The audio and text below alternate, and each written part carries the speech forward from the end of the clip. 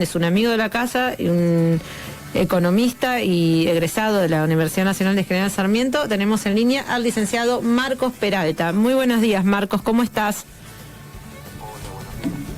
Muy bien, como te decía recién, dentro del contexto que nos toca vivir, todo lo bien que se pueda, ¿no? Porque realmente es alarmante la situación en términos económicos, se viene agravando, ¿no? Sí. Un poco la situación, así que bueno, dentro de esa situación, bien. Y sí, como nos pasa a todos, es que como cada vez se trabaja más, se gana menos. Pero bueno, te convocamos, pues bueno, estuvimos primero hablando con Horacio Robelli, queríamos hacer un programa enfocado en la economía hoy, ¿no? En la economía. En la economía. Sí. Pero, a ver, ¿qué opinión vos te merecen estas nuevas medidas económicas que anunció el ministro Sergio Massa? Si crees que sirven de algo, que son paliativos, que pueden realmente ayudar al día a día. ¿Cómo estás viendo, cómo estás viviendo la situación económica del país y si crees que estas medidas sirven?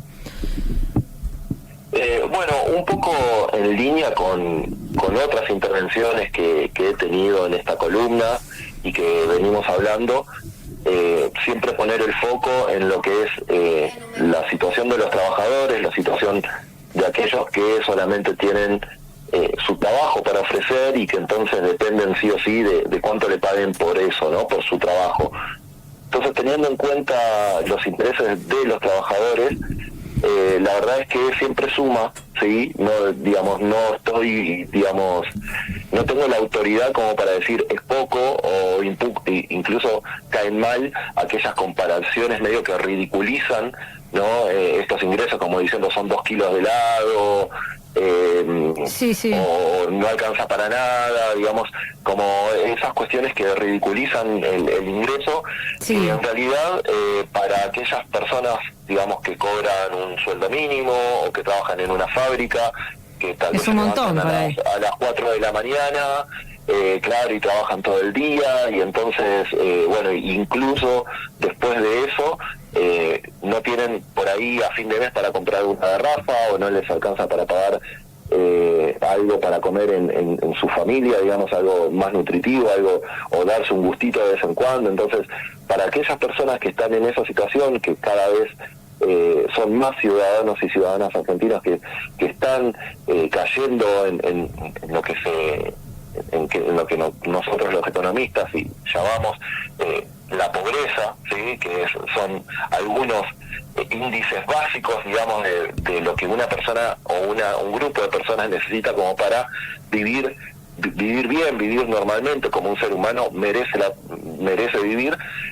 Bueno, la verdad es que frente a esa situación, que te den 30.000 pesos un mes, 30.000 el otro, que si bien es poco, y ahora lo vamos a poner en contexto, no hay ninguna autoridad para decir que eso es nada, porque hay personas que tienen muy poco y esto proporcionalmente significa, no sé, un 30% o un poco más de sus ingresos mensuales, con lo cual es algo para rescatar, digamos, que se tomen estas medidas. Sí, por ejemplo, mira, como mamá, ¿viste? Porque, no sé, necesitas comprar, no sé, la zapatilla de los chicos y, no sé, decir, bueno, con esto aprovecho y le compro las zapatillas.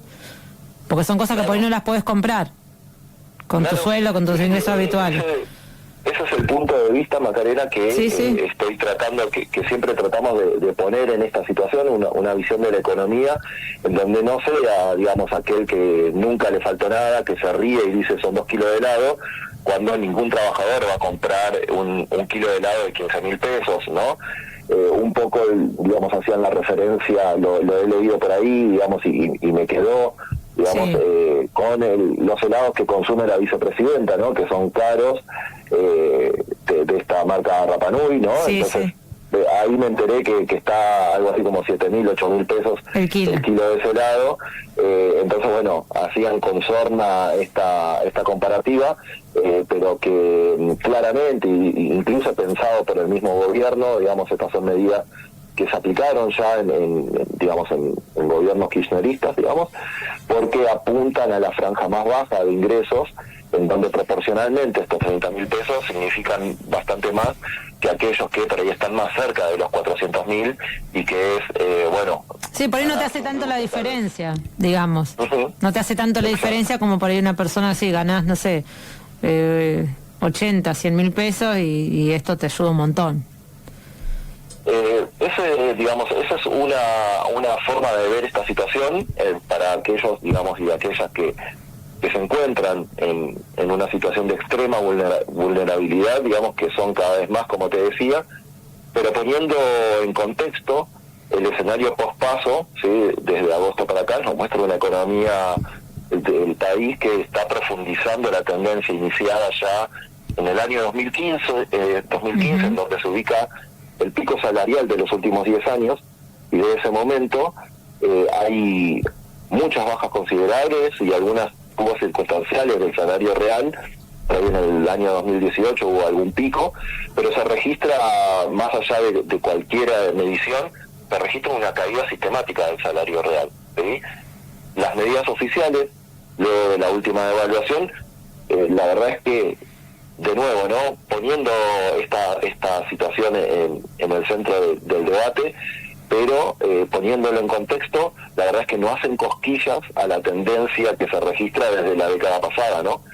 En promedio el gobierno está, digamos, destinando a cada asalariado privado, haciendo, digamos, un prorrateo, digamos, de todos aquellos que van a recibir estos ingresos.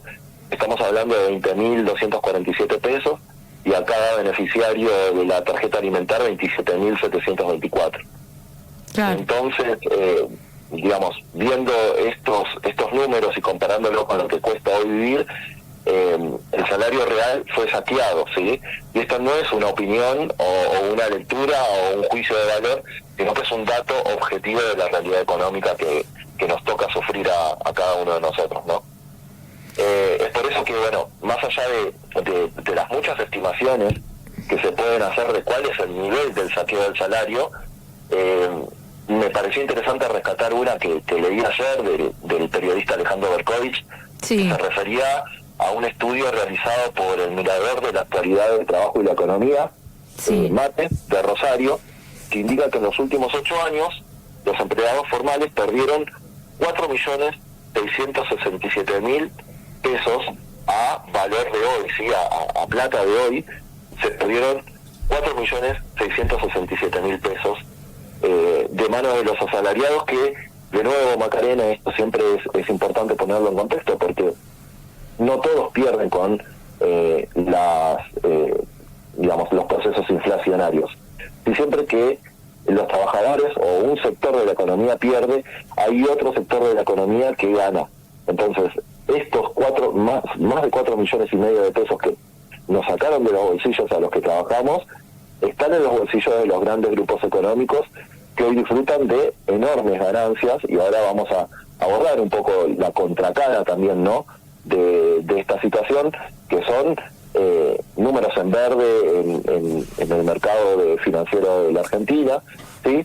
Pero antes de llegar a eso, yo con algo de apuro, la verdad, pero pude hacer un propio análisis, digamos, con algunos datos que son de público conocimiento. Sí. Pude elaborar un análisis de cuánto perdieron los trabajadores entre el 2015 y el 2023. Como te decía, hay muchos análisis y todos, sí, coinciden en la tendencia, pero los valores cambian. Entonces, bueno, quería aportar mi granito de arena por ahí para genial, sí, sí, mostrar cuál es el número que efectivamente perdimos los trabajadores, y es realmente alarmante, Macarena. Si tomamos los trabajadores en relación de dependencia, si tomamos este universo, aquellos que trabajamos, que tenemos convenios laborales, que tienen derechos y que, bueno, tienen paritarias todos los meses, ¿no? Sí. Y tomamos un valor de referencia, que, bueno, pueden ser muchos valores de referencia en el mercado, pero lo más común es contrastarlos con los precios en dólares, ¿sí? Entonces, el salario en dólares, tomando el valor oficial a junio del 2015, el salario promedio, ¿sí?, era de $1.558.50. En junio, sí, del 2023, el dólar oficial, la verdad es que es un valor muy intervenido por el gobierno, Y para tomar un valor de referencia, nos referimos en el valor del dólar ahorro, que es uno de los tantos tipos de cambio que tenemos en la actualidad. Pero bueno, el dólar ahorro es al cual pueden acceder aquellos trabajadores en blanco, justamente. Sí, que pueden comprar los $200. Subsidios. Sí. Claro, pueden comprar y bueno, hasta hoy y cada vez menos trabajadores no pueden acceder a esos. Sí, porque no te rinde. $200. Antes uno lo podía hacer, por ahí compraba siempre, decir, bueno, tengo algo que me sobra, bueno, compro algo. Sí. Además el universo se va reduciendo porque si pediste subsidios no puedes comprar más, y si cobras el bono ahora que que va a dar masa también no lo puedes comprar, o sea, hay cada vez mayores restricciones para el acceso al dólar ahorro, pero bueno, a fines prácticos nos va a servir como para hacer una comparación. Y entonces, tomando el dólar ahorro, el salario medido hoy, ¿sí? Para los trabajadores blancos, en blanco, digamos, que los mide el RIPTE, ¿sí? Que es la remuneración imponible promedio de los trabajadores estables, ¿sí? En junio del 2023, el salario, tomando con todas estas aclaraciones, fue de $561.88. El salario promedio. El salario promedio de trabajadores en blanco. 500. Repasemos 561,88 centavos. Y en 2015 me dijiste 1.500. En 2015, sí, repasemos. 2015, 1.558,50. Estábamos hablando de un salario promedio medido por el RIPTE de 14.104 pesos y lo dividimos por un dólar de ese momento que era de 9,05. En el 2023 tenemos en junio un salario promedio medido por el RIPTE nuevamente de 302.562 pesos. Dividido por el dólar ahorro de junio del 2023, que era de 538,48, nos da un salario de 561,88. O sea, tenemos que hablar de una reforma laboral de facto, en realidad. Sí, porque además no es solamente... Porque es una pérdida enorme. Digamos que se pierde. Estamos hablando de más del 63% del valor del salario en dólares que se perdieron en estos últimos 8 años. Es brutal, Macarena, por eso... Entonces porque uno también se siente, ¿no? Hablamos de esto, ¿no? De la frustración, ¿no? De esto de sentirte que cada vez necesitas trabajar más y no te alcanza y no podés...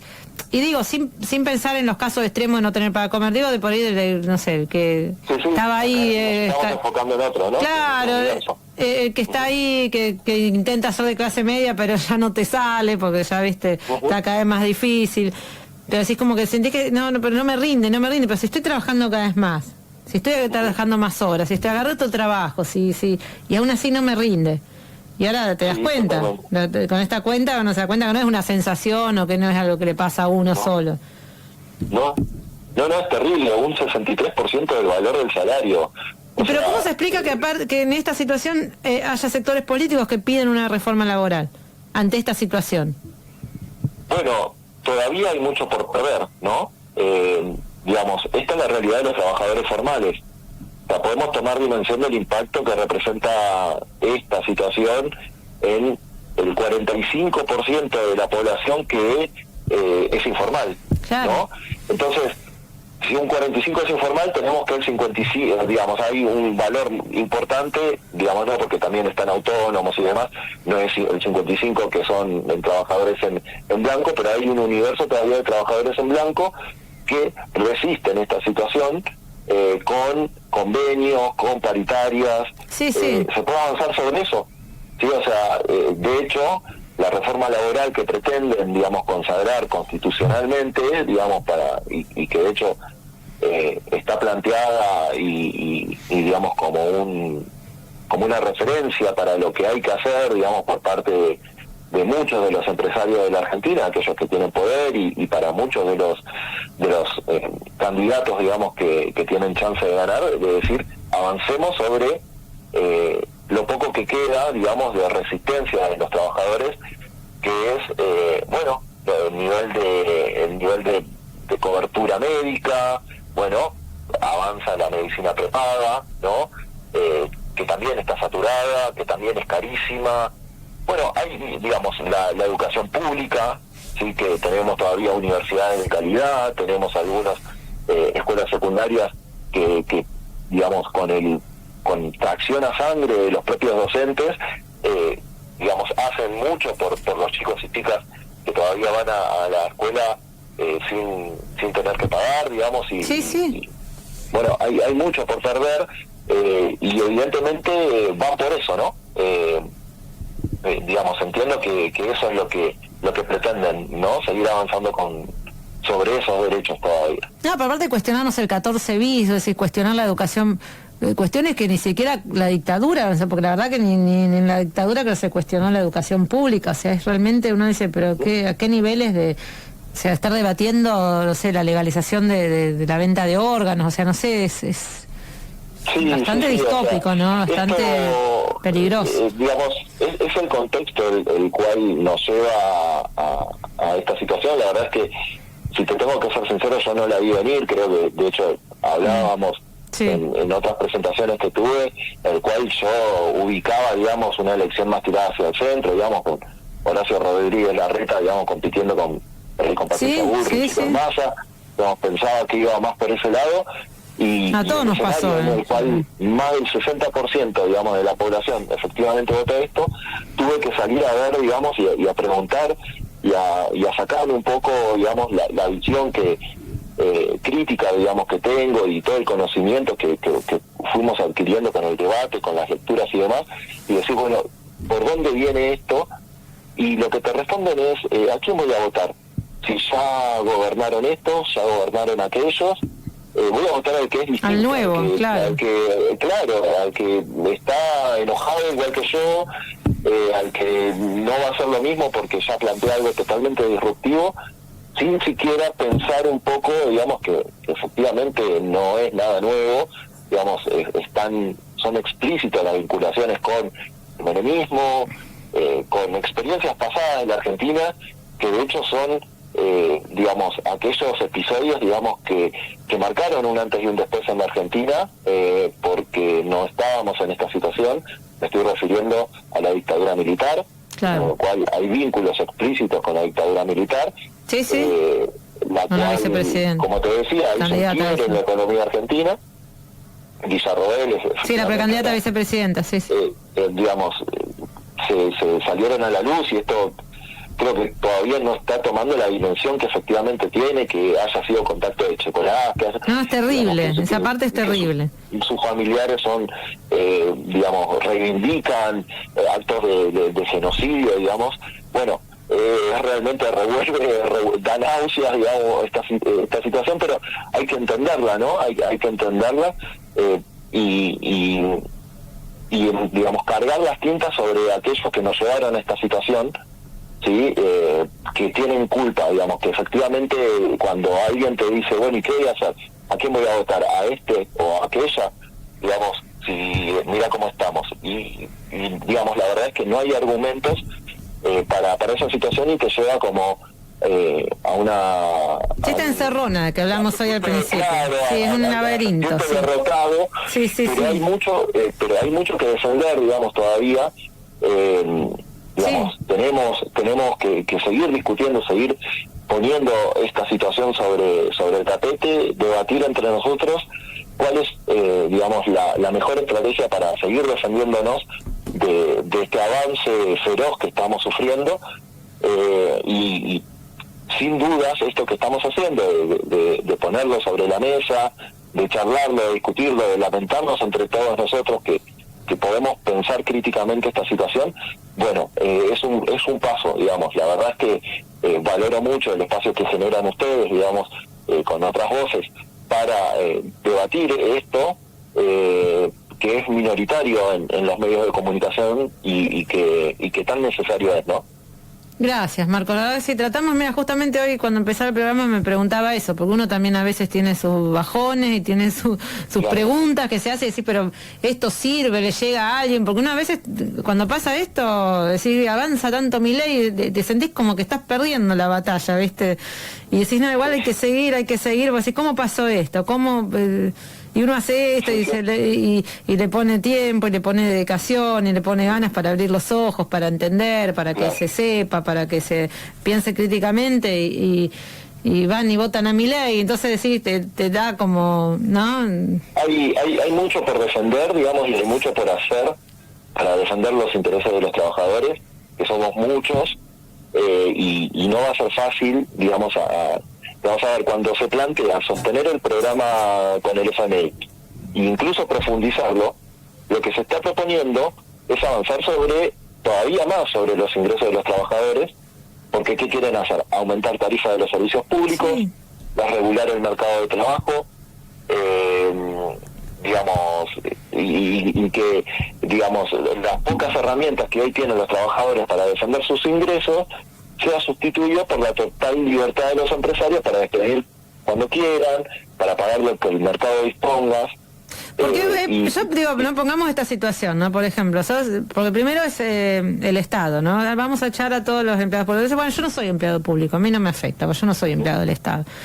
Es lo que te repercute, la cantidad, hablando, ¿no? Más allá de si tenés sentimiento de solidaridad o no, ¿no?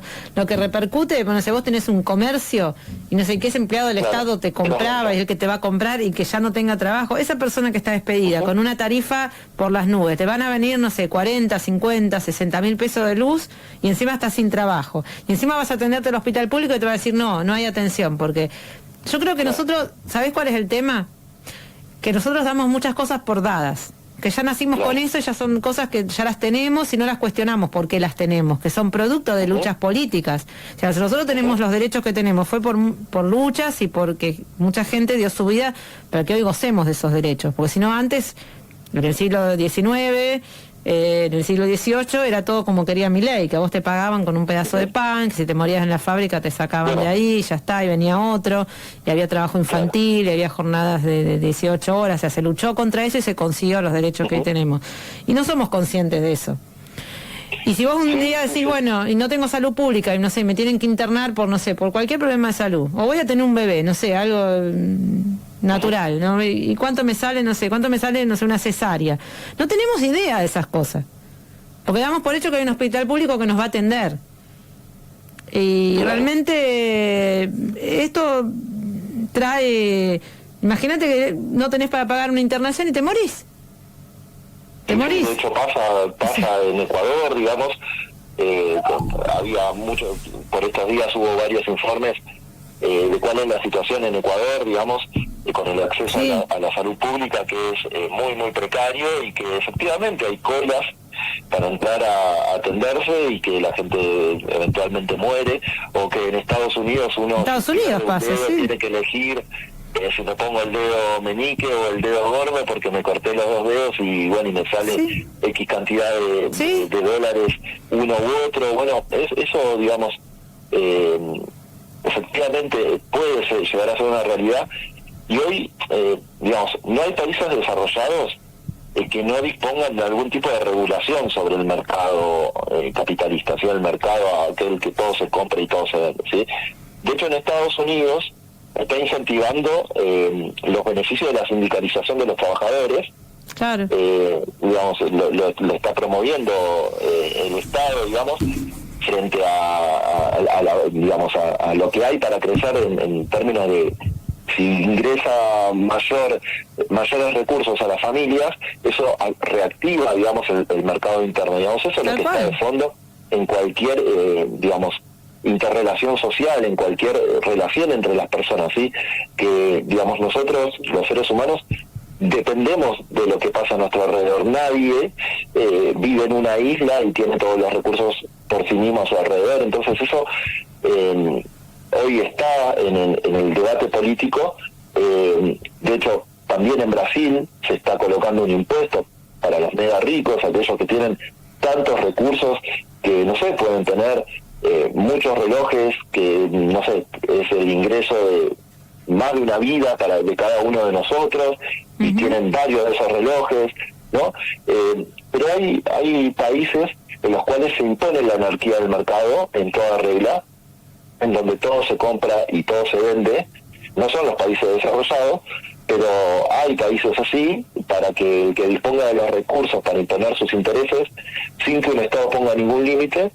Esos países donde los recursos naturales son saqueados sin contemplaciones con la naturaleza ni las comunidades locales, en donde los pequeños grupos de intereses en debate en luchas civiles, en luchas estériles por escasos recursos que no les interesan a los grandes capitalistas porque no les importa el mercado interno, sino ofrecer al gran capital internacional lo que el gran capital demanda, recursos naturales y ninguna resistencia a los embates del capital transnacional que lo quieren convertir en estos tipos de países, ¿no?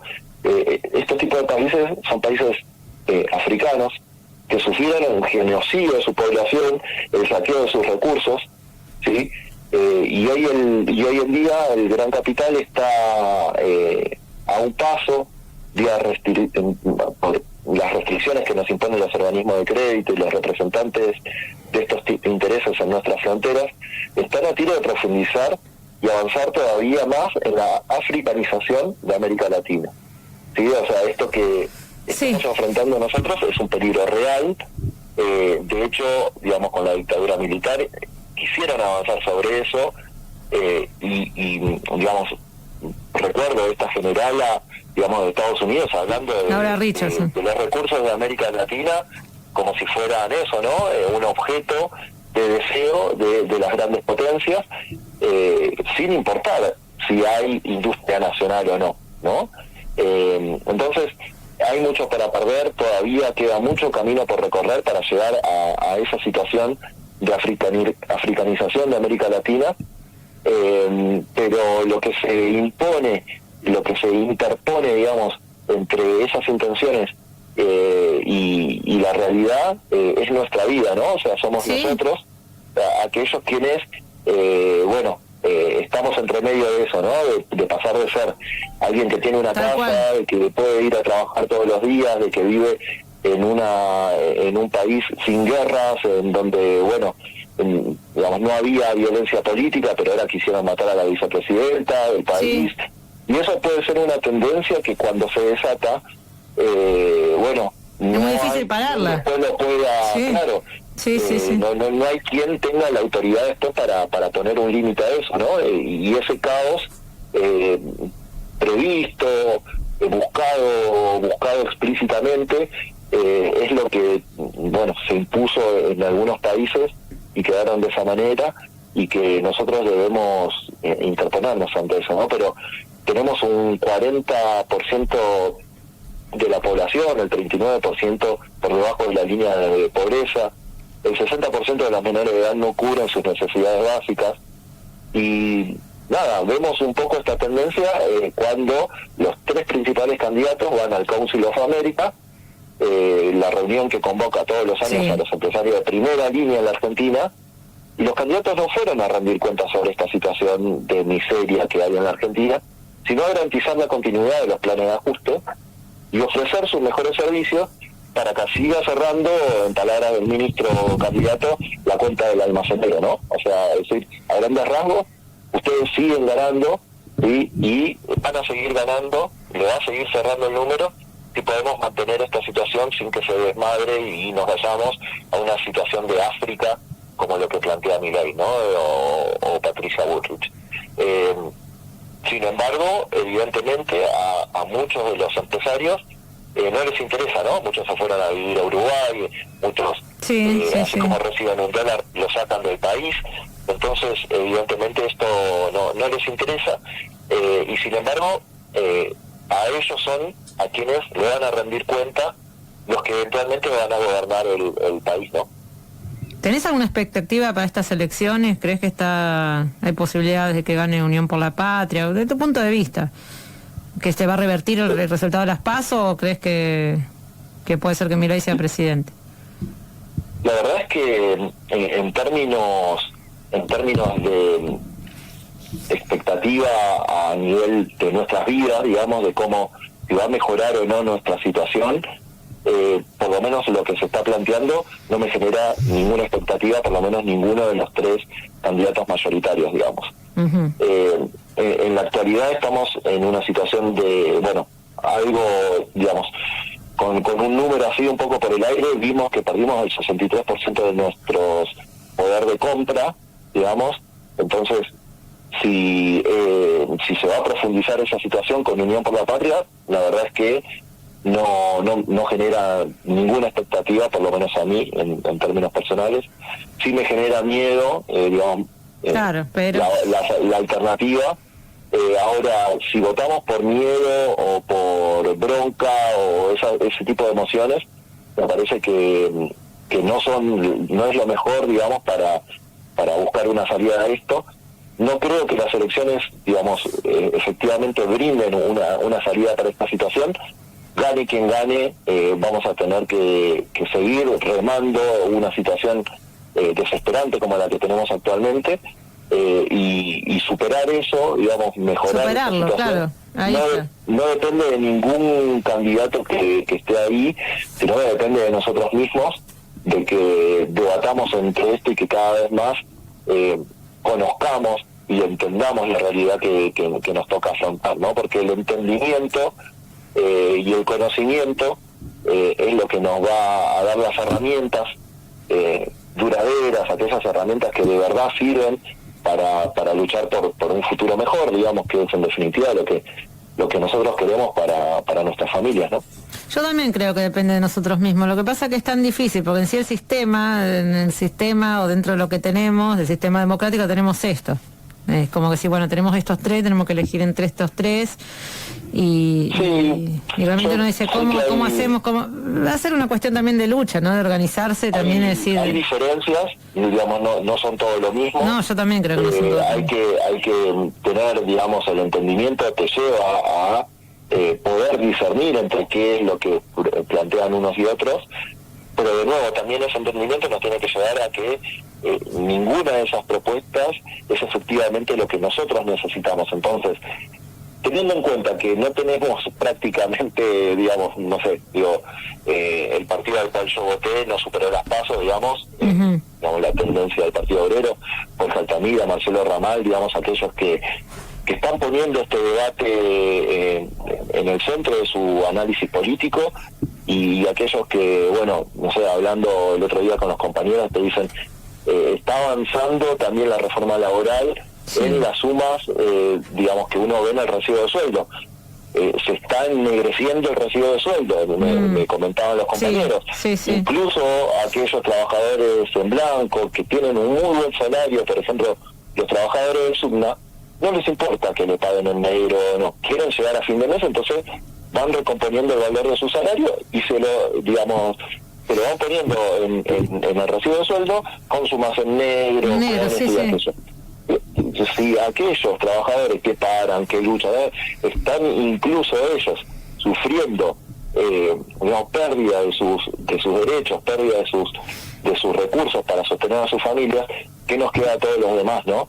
Entonces, frente a esa situación es tan o más importante que nunca reforzar este tipo de conocimiento, reforzar este tipo de debates que nos llevan a entender y a tratar de solucionar por la vía que sea la situación mes a mes que tenemos frente al supermercado, ¿no? Marcos, la verdad que te agradezco mucho, nos sirve un montón esta conversación y te agradecemos por tu tiempo, te esperamos acá cuando quieras venir, porque la verdad que ver la economía desde este punto de vista para nosotros es muy valioso. Les agradezco mucho, para mí también es muy valioso que lo que pudimos estudiar, lo que pudimos, digamos, las herramientas que pudimos adquirir en la universidad pública, hoy estén puestos en juego, con todos ustedes, con tu audiencia y con ustedes, Macarena, ahí en el estudio. Muchísimas gracias, que tengas un excelente fin de semana, Marcos. Igualmente, que tengan buena semana, hasta la próxima. Hasta la próxima, vamos a seguir hablando de esto. Chao, Marcos, estamos hablando con el licenciado Marcos Peralta. Chao. El licenciado Marcos Peralta, licenciado en Economía y egresado de acá de la Universidad Nacional de General Sarmiento, viendo la economía desde el punto de vista también de los trabajadores, ¿no? Eso es lo importante, impactante los datos que él nos cuenta. Ya